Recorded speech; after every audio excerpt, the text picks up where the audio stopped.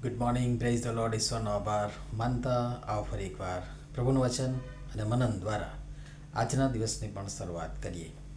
પ્રભુનું વચન કહે છે, આ લોકને તું કહે કે જુઓ, હું તમારી આગળ જીવનનો માર્ગ તથા મરણનો માર્ગ બંને મૂકું છું. યર્મિયા પ્રબોધકનું પુસ્તક તેનો 21મો અધ્યાય 8મી કલમ. આજનો વિચાર. ખ્રિસ્તમાં અતિ પ્રિયવાલા મિત્રો, પ્રભુ ઈસુ ખ્રિસ્તના શ્રેષ્ઠતમ નામમાં આપ સર્વને સવારની પ્રેમી સલામ. પરમેશ્વર અતિ દયાળુ અને કરુણાળુ છે અને તેઓ પોતાની ઈચ્છા, લાગણી, ભાવના વગેરે માણસ જાત તરીકે આપણી સામે મૂકે છે ખરા, વિવિધ રીતે દર્શાવે છે, ધ્યાન દોરે છે, વ્યક્ત કરે છે વિવિધ રીતે અને જતાવે છે અથવા તો પ્રગટ કરે છે. અને હા, વળી તે મુજબ માણસ એટલે કે આપણે જીવીએ અથવા તો માણસ જીવે અથવા તો વર્તે એ આશા અને અપેક્ષા પણ રાખે છે. પણ તેઓ કદી પોતાની એ ઈચ્છા કે લાગણી કે ભાવના વગેરે માણસ જાત પર ઠોકી બેસાડતા નથી. તેમણે માણસ આગળ બધું ખોલી નાખ્યું, કશું છૂપું નથી. વળી માણસને સારું નરસું પસંદ કરવાની તથા નિર્ણય લેવાની સ્વતંત્રતા પણ આપી. પણ માણસ જેવો એને બનાવ્યો માણસને જેવો બનાવ્યો હતો એવો માણસ રહ્યો નહીં, અને રહે તો માણસ સાનો.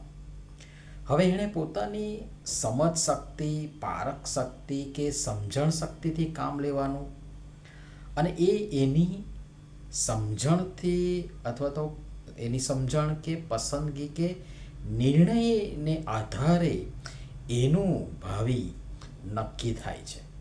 બાકી ઈશ્વર તો દરેકને ભરપૂર જીવન જીવે અથવા તો જીવન મળે અને તેઓને ભરપૂર જીવન મળે માટે વ્યવસ્થા આપી જ છે, વ્યવસ્થા કરી જ છે. માણસ એ વ્યવસ્થાને બગાડી પોતાના પગ ઉપર કુહાડો મારે છે. જો ઈશ્વરે માણસને સ્વતંત્રતા ન આપી હોત, પસંદગી કરવાની તક ન આપી હોત અને ઈશ્વરે માણસને કડક શબ્દોમાં કહી દીધું હોત કે ભાઈ તમારે આ જ કરવાનું છે, આ જ કરવું, ફક્ત જીવનના જ માર્ગે ચાલવું અને એક જ માર્ગ હોત તો કોઈ સવાલ જ નહોતો, વિકલ્પ જ નહોતો. પણ માણસ આગળ બે વિકલ્પ અથવા તો ઓપ્શન છે. એક જીવનનો માર્ગ અને બે મરણનો માર્ગ. અને અફસોસ કે આપણે જાણી જોઈને પરિણામથી બાખૂબી વાકેફ હોવા છતાં પણ એ બીજો માર્ગ પસંદ કરીએ છીએ. અને એમ કરીને આપણે માણસ જાત ઈશ્વરની એ લાગણી અને ઈચ્છા અને ભાવના અને મારા તમારા આપણ સર્વના જીવન પાછળનો તેમનો જે હેતુ છે એનો અનાદર કરી તેને અવગણીએ છીએ. પણ યાદ રાખીએ કે દેવની ઈચ્છા પૂરી કરવી, તેમની લાગણી કે ભાવના જે માણસ જાત પ્રત્યેની છે તેને જાણી સમજી પરિપૂર્ણ કરવા તરફ પ્રાર્થના સહિતના પ્રયત્ન કરવા, એમાં જ આપણ માણસ જાતનું હિત અને કલ્યાણ સમાયેલું છે.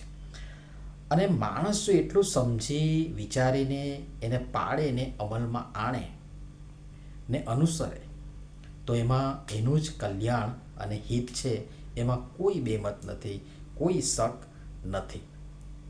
અને તેથી જીવનના અંતે કે ન્યાયકાળે હું કે તમે આપણે સર્વ કોઈ બહાનું દલીલ કરી શકીશું નહીં કે મને તો તક જ નહોતી મળી, મને કંઈ ખબર જ નહોતી, મારી આગળ રસ્તો જ નહોતો. ના, નહીં ચાલે.